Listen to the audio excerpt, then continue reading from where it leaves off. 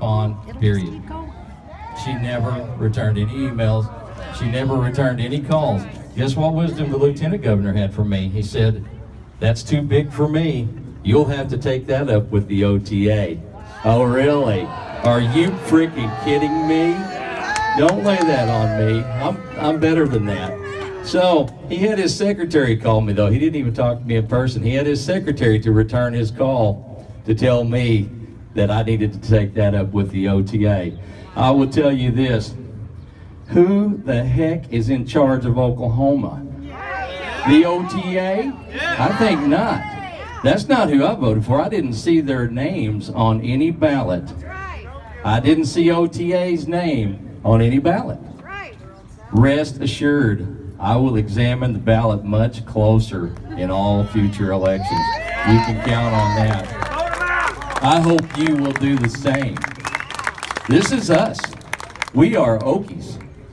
We fight hard. We play fair, but we fight hard. So get ready, OTA. Get ready, Governor. Get ready, Lieutenant Governor. Get ready, state representatives.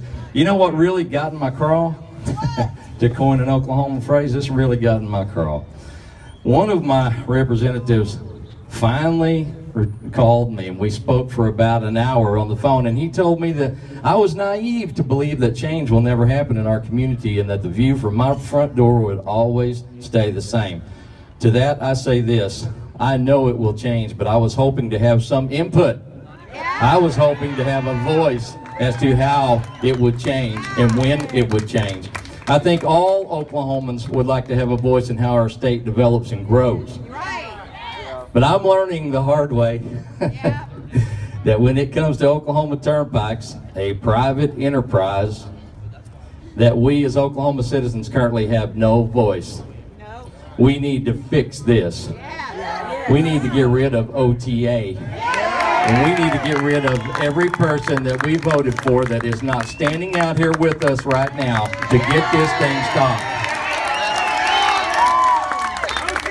I'm going to tell you something right now. This is old. You guys have heard this, but there's an old saying that says absolute power corrupts absolutely. And we are involved in the absolute most corrupted situation that can be known right now because this affects our lives. This affects our livelihood. So, supporters of the Turnpike, they tout that this will be an economic boon for our area, and our area will soon resemble classy cities like Dallas and Phoenix. Listen to this. Had I wanted to live in Dallas or Phoenix, I had options. I would have moved there, but I didn't, so I don't. I can't help it if Dallas and Phoenix have screwed up and they're overpopulated and they're extremely difficult to drive in, and due to all the concrete and the construction, I can't help that. I can't help it if Dallas and Phoenix are crime-ridden, drug-infested, and have increasing troubles with basic utility infrastructure. I can't help that. But I can help this. I'll tell you that. I can tell you this right now. I am an Okie, and I believe in the Oklahoma way of life. A life that the OTA is trying to take away and destroy. OTA, stay out of our lives. OTA, stay out of our yards. OTA, stay off of our property. Now, I got some wisdom for them. If you want to live like someone from Dallas or Phoenix, then pack your gear and get gone. You don't get. I'll tell you what, I look out here right now and I love every one of you. If nothing else comes out of this, we have all made new friends. I'll tell you that right now. Friends and neighbors, and we're sticking together. I'm going to leave you with a couple of thoughts, okay? And I want you to really listen to this. I'm going to talk loud because I want you to hear it. All of my life, I have seen and heard about some convicted felon who's on death row. The felon is scheduled to be executed at midnight. It's 5 minutes to midnight. The felon is strapped into the chair of death. There are two things that everyone in the room are watching. You've seen it. They're watching the clock and the phone. They watch the clock and the phone in anticipation of a call.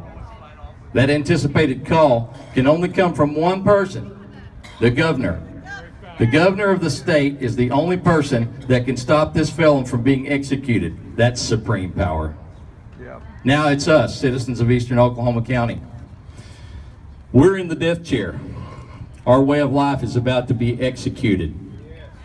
Everyone is watching the clock in the phone. The clock in the phone. Governor Fallon, we need you to make that call and stop this execution. You know what? We're not felons. We're law-abiding Oklahoma citizens. We've done nothing wrong. We pay our taxes. We're innocent. You're right. We play fair. We believe in that. We do our duty. And now we need you to do yours, Governor Fallon. You need to save us from our way of life, our homes, and our land. Please stand up for us as we've stood up for you. The Eastern Oklahoma County Turnpike Loop is a very bad idea, Governor Fallon.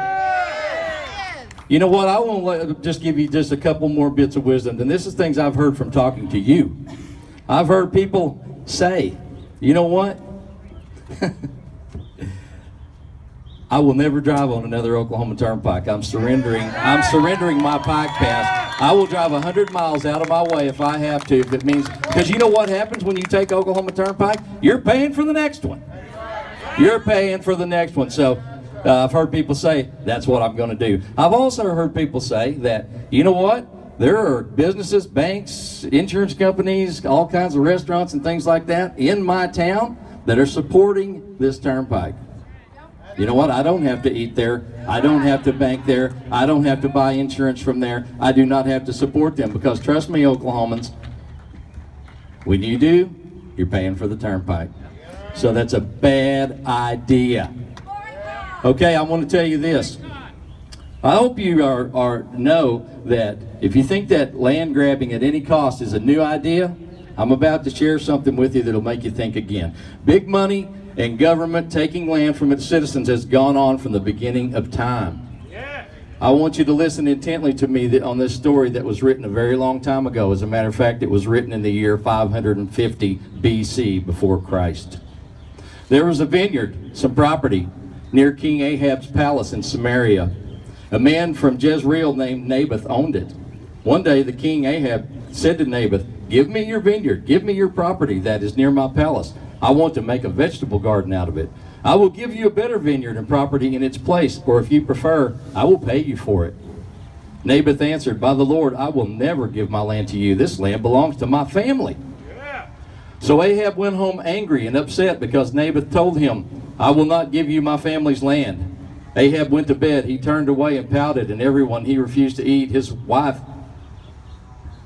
Jezebel, went to him and asked him, "Why are you upset? Why do you refuse to eat?" Ahab answered, "I asked Naboth from Jezreel to give me his land.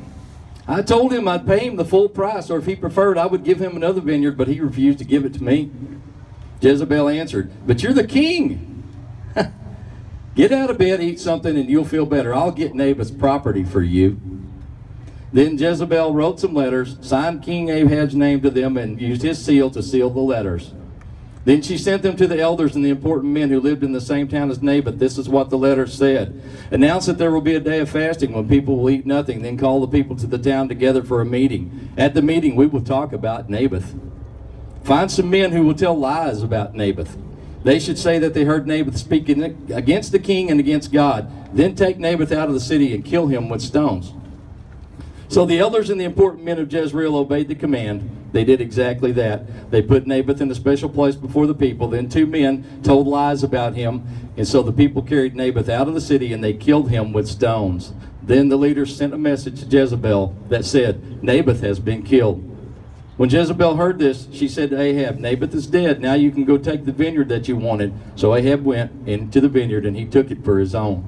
I read you this story, and that's not the end of the story. I encourage you to go read 1 Kings chapter 21 and see there's a consequence for taking people's property. That's right. Yeah!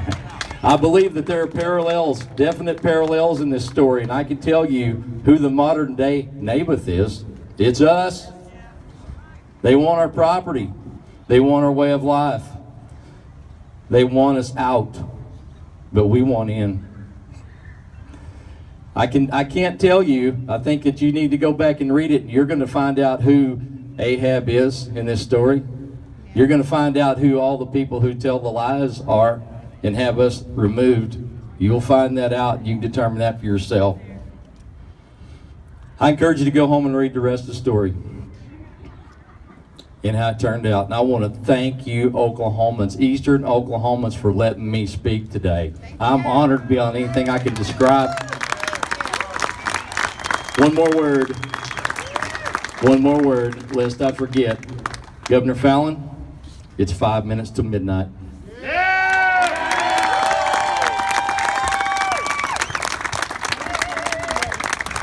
Now, I've been asked to tell you that we get our time here ends at noon. Congress is in session till 1. You should go see them. Thank you, Paul.